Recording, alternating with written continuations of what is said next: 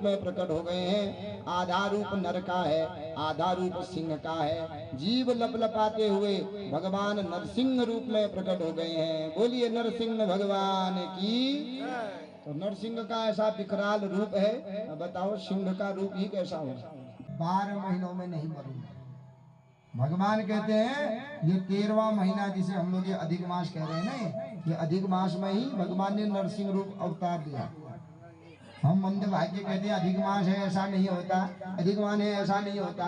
अब से ससे 12 महीनों के बाद 13वां महीना जो हर 3 साल में आता है, इसे कहते हैं पुरुषोत्तम मास, मासों में उत्तम।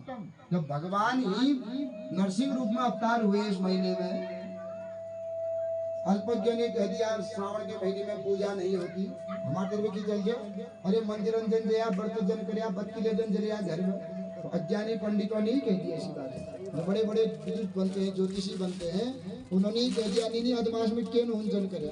जब भगवान प्रकट हो रहे अधिक मास में हैं, अधर्म रूपी हिरण्यकश्यप का नाश करने के लिए जब भगवान प्रकट हो रहे हैं अधिक मास में, तो यह मास क्या खराब हो सकता है? बिल्कुल नहीं, ये तो अधिक मास है। यह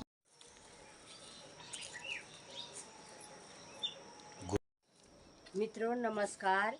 मुगांव पहाड़ उत्तराखंड जेजुटबटी कमला जोशी। तो हम लोग उठवेर अपन दिनचर्या में लग गया। आज बढ़िया मौसम हो, बारिश नहीं रहे। और आज हमर गुर द्विमैण में पड़ो। द्विमैण जाने पड़ी ने बिल्कुल उठे छी ठाड़ू भी रहे छी। द्विमैण में बेल्ले बटी पड़ो गुर अब मुनि स्वस्थ जो लाग रहो की खाने लगे लदी पूरी खाने भागवत प्रसाद ही खाने लगा छीन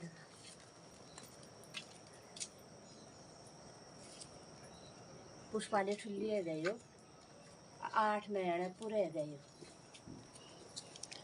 अब 9 में।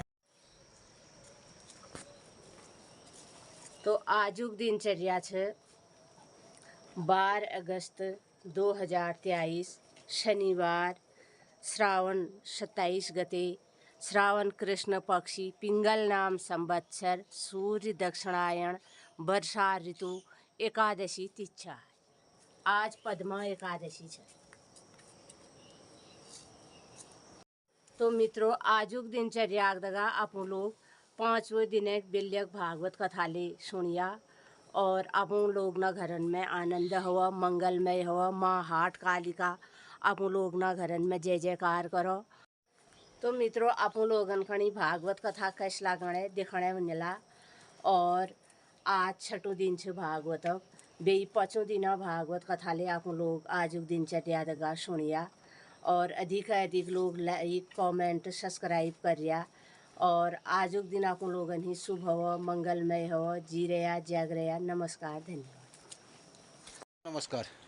सुबह के बजे हैं 8:30 और ये टाइम होता है माता के दरबार में भोग का। और आज बहुत दिनों के बाद बता रहा हूँ मैं आपको। और मैया के दरबार में भोग का कार्यक्रम चल रहा है। सामने देवदार दिखाई दे रहे हैं, कोहरा लगा हुआ है। तो मित्रों आजकल हमारे गांव पहाड़ में उपराड़ा में भागवत कथा जोर शोर से चली है। और आज कौन सा दिन? आज 5वां दिन है। आज 5वां दिन है मित्रों। ये कुछ सामग्री है। और तो मित्रों भागवत के प्रारंभ के दिन से मुझे भी कुछ जवाबदारियां दी गई कि मैं अपने गांव के मंदिरों में दिया बत्ती करूं। और हमारे गांव में 2-3 मंदिरें हैं, तो उन मंदिरों में मैं क्रमवार रोज़ जाते ही रह रहा था। और ये सब मैं आपको बता नहीं पाया। हमारे गांव में राम मंदिर है, बहुत पुराना एक धार्मिक स्थल है और बहुत पौराणिक मंदिर है। और उसके अलावा छुरमल मंदिर है और यहाँ पिपलेत गांव का मंदिर है उल्का देवी मंदिर। तो तीनों मंदिरों में क्रमवार मैं दिया बत्ती करता हूँ और रोज़ जाता हूँ। और सुंदरकांड का पाठ मैंने राम मंदिर में किया है। मित्रों आजकल अपनी फशक फराल करना जो हमारे अपन फशक फराल है ना, ये करना ब्लॉक में बहुत कम टाइम मिलना लगे। तो हम लोग आजकल क्या है, सारी जो भागवत कथा है करीब करीब 4-5 घंटा चलती है और उसको 1 घंटे में मुझे समेटना पड़ता है। और मैं रात भर जो है एडिटिंग में लगे रहता हूँ और बहुत सारी चीज़ें आपके लिए बहुत सजा संवार करके भेजने की कोशिश करता हूँ। भागवत कार्यक्रम में आचार्य जी श्रीमान व्यासपीठ से भागवत कथा आपको सुनाते हैं। किशोर जोशी जी। और किशोर जोशी जी बहुत युवा हैं, प्रखर वक्ता हैं। अपने चैनल के माध्यम से भी श्रीमान आचार्य जी, शास्त्री जी, किशोर जोशी जी का अपने गांव पहाड़ में, अपने ग्राम उपराड़ा में हार्दिक स्वागत अभिनंदन करता हूं। और उनकी कथाओं को लोग बड़े आनंद से सुनते हैं और भविष्य में बहुत आगे तक वो कथाओं को सुनाएं और सब उसका अमृतपान करें। बातों सिलसिलों का हमारा चैनल है गिरीश चंद जोशी, गांव पहाड़ उत्तराखंड, और जाग पहाड़ जाग हमारी टैगलाइन है। तो मित्रों, मैं अभी जा रहा हूं राम मंदिर और फिर जाऊंगा मैं छुरमल मंदिर, और ये सामग्री है और मैं दिखाता हूं आपको, थोड़ा कोशिश करता हूं मंदिरों के दर्शन भी आपको कराऊंगा। तो मैं आ गया हूं अपने गांव के कुंड मंदिर में, और राम मंदिर जिसे हम कहते हैं, और कुंड इस जगह को कहते हैं। तो मैं अब लाता हूं पानी। तो ये है हमारे मंदिर का नौला, और ये देखिए पानी से लबालब भरा हुआ है। ये देखिए इतनी बढ़िया बावड़ी है, और मैं इसमें से जल ले जाऊंगा। ये तो मित्रों, पहले ऐसे कुंड नौले हमारे गांव पहाड़ में, जिन्हें नौले कहते हैं, और जिनमें विशुद्ध जल आता है। और अभी बरसात के चलते बहुत पानी इसमें भरा हुआ है, तो यहाँ से इसका ओवरफ्लो निकासी है। ये पानी आ रहा है देखिए, और ये स्वच्छ जल। तो बरसात में लबालब इनके रिचार्ज पॉइंट जो है सब चार्ज हो गए हैं, और पानी इसमें भरा हुआ है।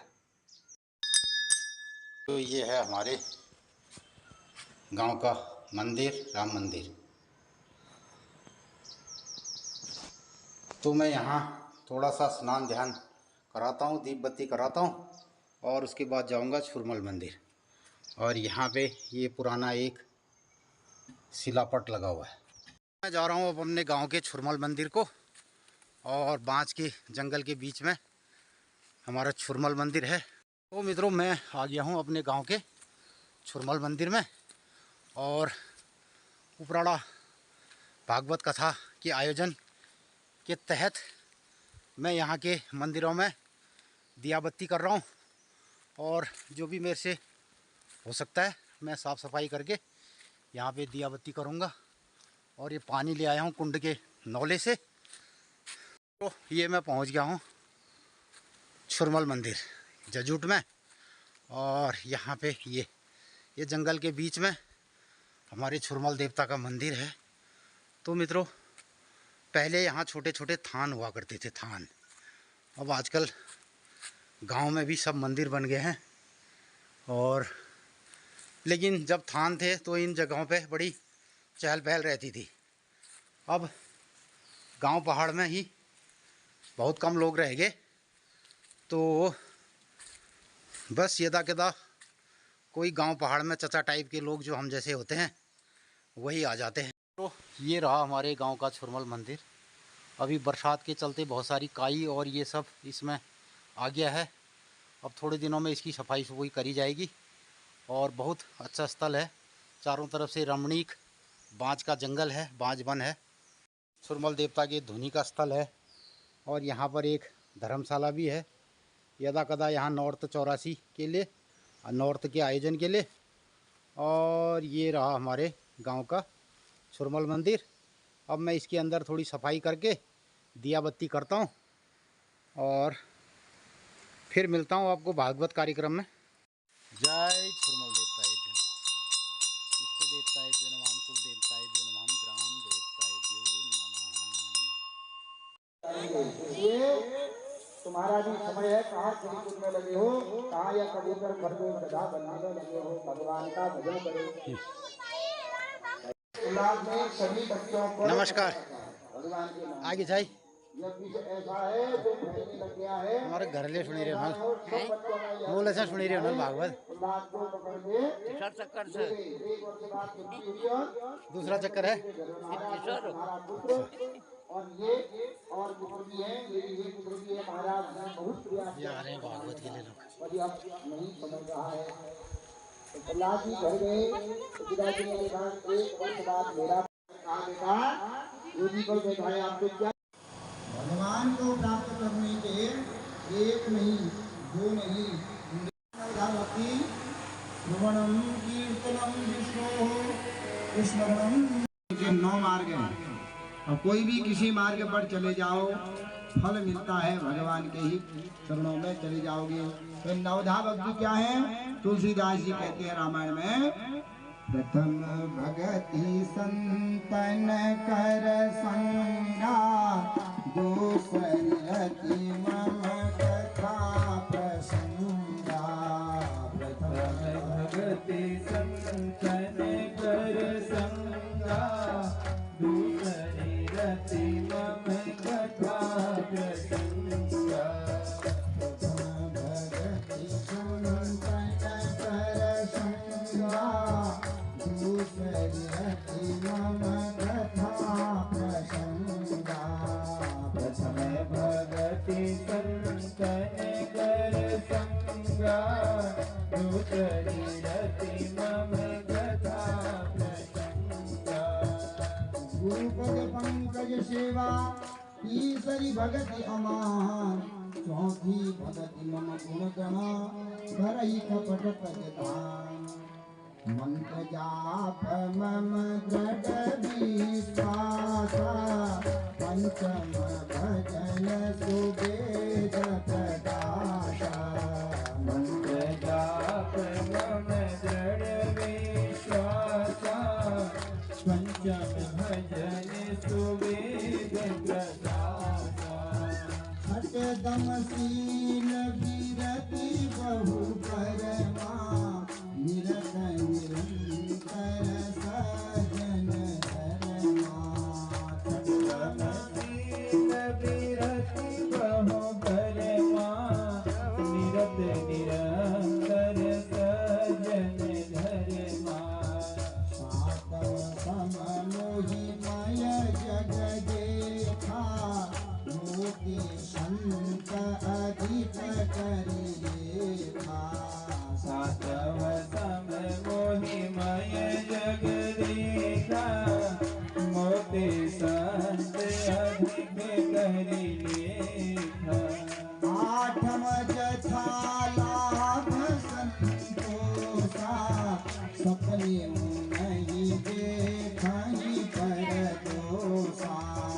आठम जथा लाभ संतोषा, नवम सरल सब फल फलहीना, मम भरोसहि हरसन दीना। नवम सरल सब फल फलहीना, मम भरोसहि हरसन दीना।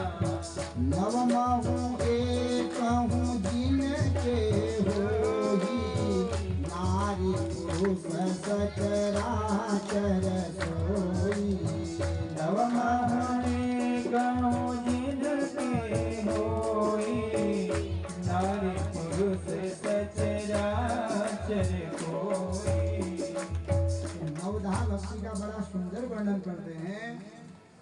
नवधा भक्ति में पहली भक्ति क्या है कि प्रथम भगति संतन कर संगा, संत के शरण में चले जाओ।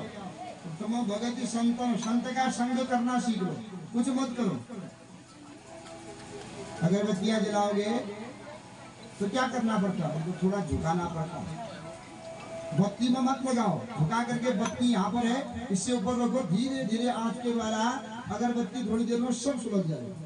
केवल संगति करो, कुछ मत करो, केवल संत की संगति करो।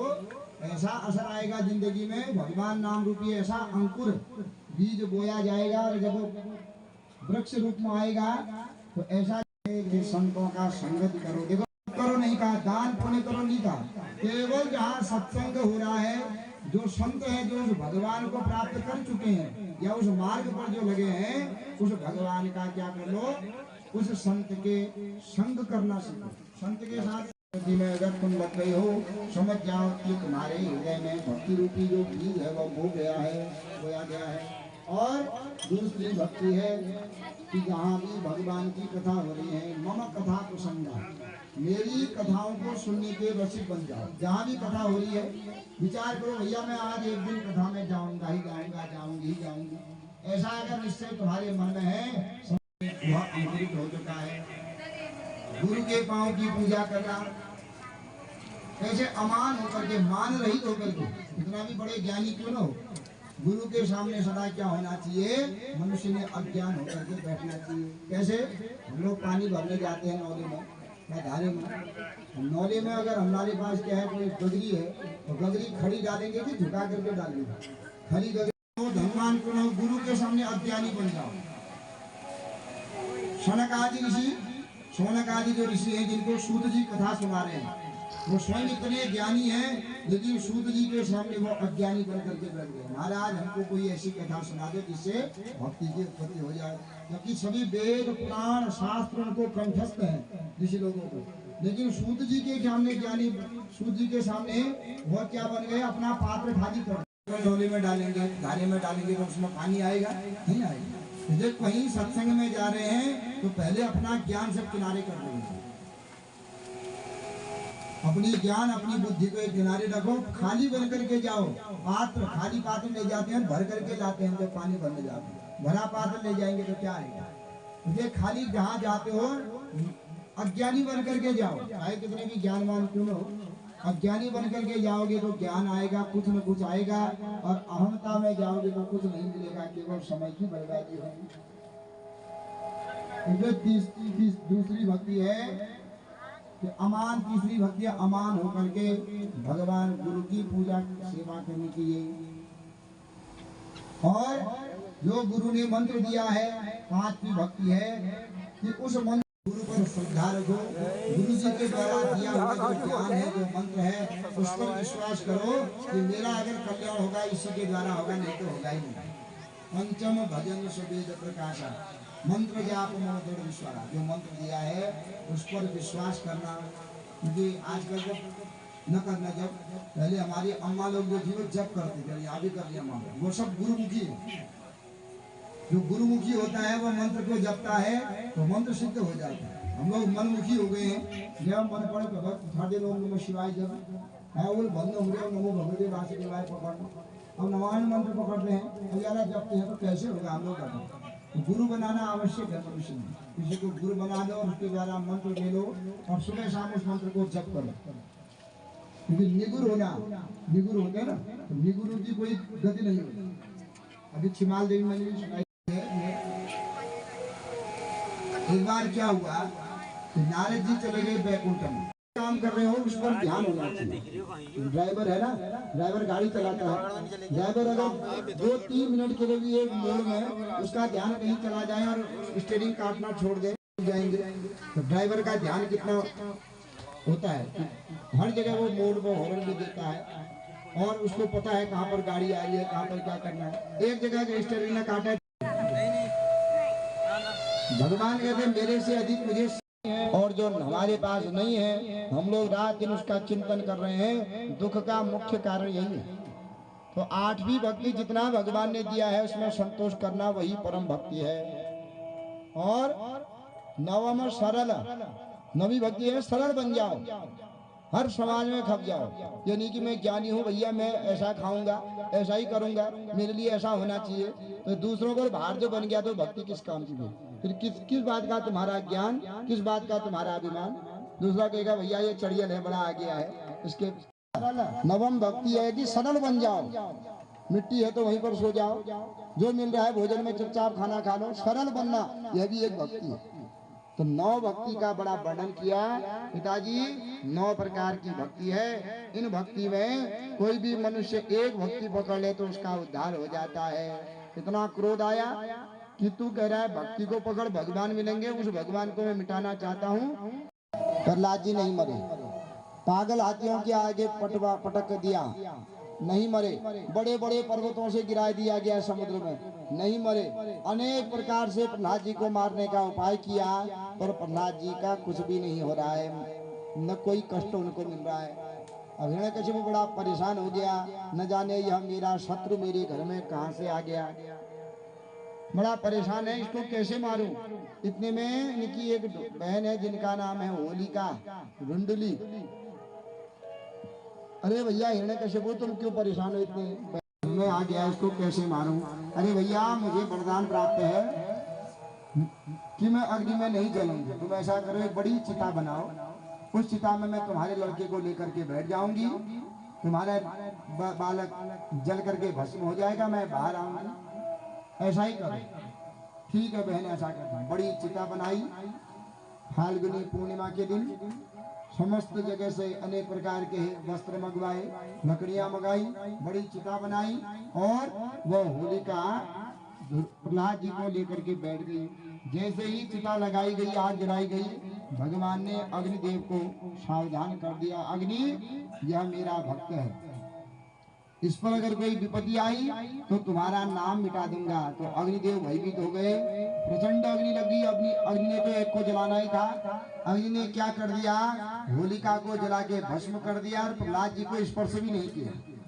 प्रहलाद जी लग रहा है कि जल में बैठे हैं, प्रहलाद जी को कोई कष्ट नहीं हुआ। सब देख रहे हैं यह क्या हो गया, यह बालक कोई मायावी तो नहीं है, कोई तांत्रिक तो नहीं है, क्योंकि जिसको वरदान प्राप्त था वह तो जल करके भस्म हो गई है और यह अंगारों के साथ खेल रहा है। यह देख करके जो हिरण्यकश्यप को मानने वाले थे उनको बड़ा क्रोध आया और लड़ाई करने लगे आपस में, एक दूसरे पर क्या और जो प्रहलाद जी को मानते थे वो बड़े प्रसन्न हुए कि देखो आज धर्म में इतनी शक्ति है कि अग्नि पर भी इसको कुछ नहीं हुआ। तो वह एक दूसरे को प्रणाम करने लगे, अबीर गुलाल लगाने लगे, करने लगे। तो यही त्योहार बन गया होली का त्योहार, फाल्गुनी पूर्णिमा। अब जो हिरण्यकश्यप मन्ना उनके कन्ना शराब पीना को एक दूसरा घरों कच्चार खींचे ले मरा मार कर फिर लड़ाई झगड़ कर। तो जो ऐसा करता है समझ लेना चाहिए हिरण्यकश्यप के वंशज है। और जो प्रेम से रहता है होलियों में प्रणाम करता है, गले लगता है, एक दूसरे को अबीर गुलाल लगावे, अरे भैया यह प्रहलाद को मानने वाला है। हिरण्यकश्यप कहता बेटा बाहर आ। प्रहलाद जी बाहर आ गए, पकड़ दिया, खंबे पर बांध दिया। मैंने सोचा तू मेरा पुत्र है, मैं नहीं मारूंगा, आज तू नहीं बच सकता है, आज मैं तुझे मार दूंगा। प्रहलाद जी कहते पिताजी आप क्या मारेंगे मुझे, मारने वाला और बचाने वाला तो ऊपर खड़ा है। अरे कहाँ है पिताजी, वह तो मेरे भगवान है। तो कहाँ है तेरा भगवान, कितना तुझे समझा दिया कि मैं ही भगवान हूँ और तू फिर भी नहीं मान रहा है। यस्त्वया मंद भाग्योक्तो मदन्यो जगदीश्वर क्वासो यदि सर्वत्र कस्मात् स्तंभेन दिख्यते। ए मंद भाग्य, मैंने कितना कह दिया है, मेरे अलावा कोई भगवान नहीं है, मैं ही भगवान हूँ। पिताजी आप कहाँ भगवान है, आप अपने घर में अपना जो है मन की कर सकते हैं, घर के बाहर वाले थोड़ी आपके मन की करते हैं। आप यह बताइए क्या सूर्य और चंद्रमा की गति को आप रोक सकते हैं? भगवान के भय से सूर्य चंद्रमा रात दिन चलते रह रहे हैं। ये वायु मत भयाद बहती वायु, भगवान कहते हैं ये वायु मेरे भय से रात दिन बहती रहती है, ये नदियां मेरे भय से नित्य बहती रहती है। ग्रीष्म ऋतु में गर्म कराने वाले, वर्षा ऋतु में बरसात देने वाले, बसंत ऋतु में पुष्प आदि खिलाने वाले कौन है, भगवान है। ये आपकी शक्ति है क्या पिताजी, ये सब कराने वाला कौन है, भगवान है। तो कहाँ है तेरा भाग भगवान, पिताजी मेरे भगवान तो सर्वत्र हैं। क्या तुझे सब जगह दिख रहे हैं? हाँ पिताजी मुझे सर्वत्र भगवान दिख रहे हैं। तो मुझे क्यों नहीं दिख रहे हैं? पिताजी भगवान है तो सर्वत्र, अब जैसी दृष्टि वैसी सृष्टि, भगवान है तो सर्वत्र पर दिखते उन्हीं को है जिन्होंने ज्ञान वैराग्य और भक्ति रूपी चश्मा पहन रखा है। अलग अलग चश्मे होते हैं ना, लाल चश्मा पहनोगे तो सर्वत्र लाल लाल देखेगे, नीलो पहनला नीलो नील देखेगे, काला पहनोगे तो काला ही काला दिखेगा। तो जैसी दृष्टि वैसी सृष्टि, जैसी दृष्टि होगी वैसी ही सृष्टि दिखेगी। पिताजी आपने तो अहंकार रूपी क्रोध रूपी चश्मा पहन रखा है, भगवान ऐसी दृष्टि से ऐसे चश्मे से नहीं दिखते हैं। तो कहाँ है तेरा भगवान? तो प्रहलाद जी कह रहे हैं पिताजी मेरे भगवान तो सर्वत्र है। अरे सभी जगह है तो यहाँ पर क्यों नहीं आ रहा? पिताजी भगवान है सभी जगह पर प्रकट वहीं पर होते हैं। कहाँ पर? हरि व्यापक सर्वत्र समाना, प्रेम के प्रकट होई मैं जाना। हरि व्यापक सर्वत्र समाना, प्रेम के प्रकट होई मैं जाना।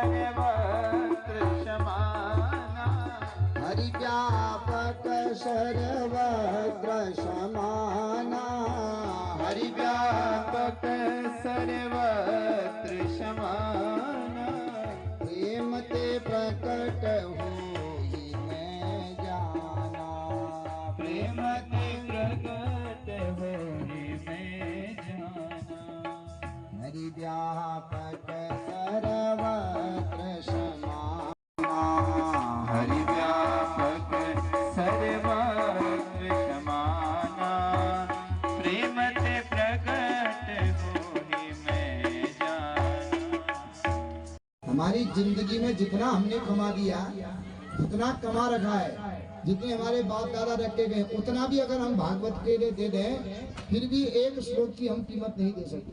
भागवत तो कोई मूल्य ही नहीं है। भगवान का कोई मूल्य है क्या? 14 रत्न है भगवान के सामने, 14 रत्न फेल है। वो 15वां रत्न भगवान है, और 15वां रत्न भगवान नाम रूपी रत्न जिसमें मिल जाता है, उसके सामने 14 रत्न फेल हो जाते हैं। 6 रस है भगवान रूपी, ऐसा रस है भक्ति रूपी रस, जिसको ये रस मिल जाता है उसके 6 रस व्यर्थ चले जाते हैं। 9 ग्रह, 10वें ग्रह भगवान, और ये 10वें भगवान रूपी ग्रह जिस पर लग जाते हैं, 9 ग्रह उसका कोई खराब नहीं कर सकते। कत के भयंकर शनि दशा आ रहे, अगर भगवान का वो भक्त है, शनि भी उसका कुछ खराब नहीं कर सकता है। क्यों? भगवान रूपी जो रत्न है, भगवान रूपी जो ग्रह है, भगवान रूपी जो रस है, अगर वह मनुष्य को मिल जाए तो ऐसे अमूल्य है भगवान का नाम, भगवान की भक्ति और भगवान का चरित्र पान करना। आप लोग करके आए तो महाराज ये भागवत हमको सुनाओ और ये उसके बदले में अमृत ले लो। तो सुखदेव जी ने अमृत लिए हुए देवताओं को भगा दिया। बेकार है, भागवत की तुलना अमृत से कर रहे हो। ये अमृत भी भागवत की जब तुलना नहीं कर सकता, तो संसार की कौन सी वस्तु जो या पंडित लोग कहते हैं हम लोग इतना लेंगे, तो गलत बात है। इसका मतलब तो तुम तो भगवान को बेचने वाले ठेकेदार हो गए। तो तुम बेच रहे हो, तो भगवान बेचने वाले को थोड़ी मिलते हैं। भगवान तो प्रेम से मिलते हैं, भक्ति के द्वारा मिलते हैं। दिख रहा है? हाँ पिताजी, खंबे पर भी भगवान, इतना क्रोध आया, एक मुष्टिका मारी खंबे पर, खंबा फट गया और खंबे के अंदर से आज भगवान विचित्र रूप में प्रकट हो गए हैं। आधा रूप नर का है, आधा रूप सिंह का है। जीव लपलपाते हुए भगवान नरसिंह रूप में प्रकट हो गए हैं। बोलिए नरसिंह भगवान की। तो नरसिंह का ऐसा विकराल रूप है, बताओ सिंह का रूप ही कैसा होगा?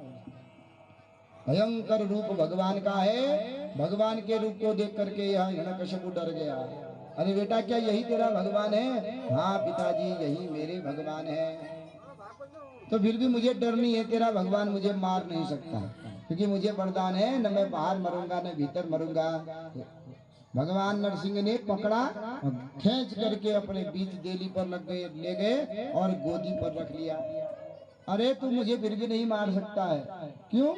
क्योंकि मुझे वरदान है, न मैं दिन में मरूंगा न रात में मरूंगा। भगवान कहते हैं संध्या का समय सुहाना है। देखो ना, दिन है न रात है, ये क्या है? संध्या का समय है, संध्या काल है। अरे फिर भी नहीं मार सकते। मैंने कहा है न बाहर मरूंगा न भीतर मरूंगा। देख न बाहर है न भीतर है, बीच देली पर है। अरे मैंने कहा है न मैं ऊपर मरूंगा न नीचे मरूंगा। भगवान कहते न तू ऊपर है न नीचे है, तू तो मेरी जंघा पर है, फिर भी नहीं मरूंगा। मैंने कहा है न मैं नर के द्वारा मरूं न किसी पशु के द्वारा मरूं। भगवान कहते न मैं नर हूं न पशु। आधा रूप नर का है, आधा रूप सिंह का है, विचित्र रूप है। अरे अस्त्र के द्वारा, शस्त्र के द्वारा मैं नहीं मरूंगा। भगवान कहते मेरे पास न अस्त्र है न से बड़े बड़े नाखून के द्वारा तुझे मारूंगा। फिर भी नहीं मार सकते हो। क्यों? मुझे वरदान है कि मैं 12 महीनों में नहीं मरूंगा।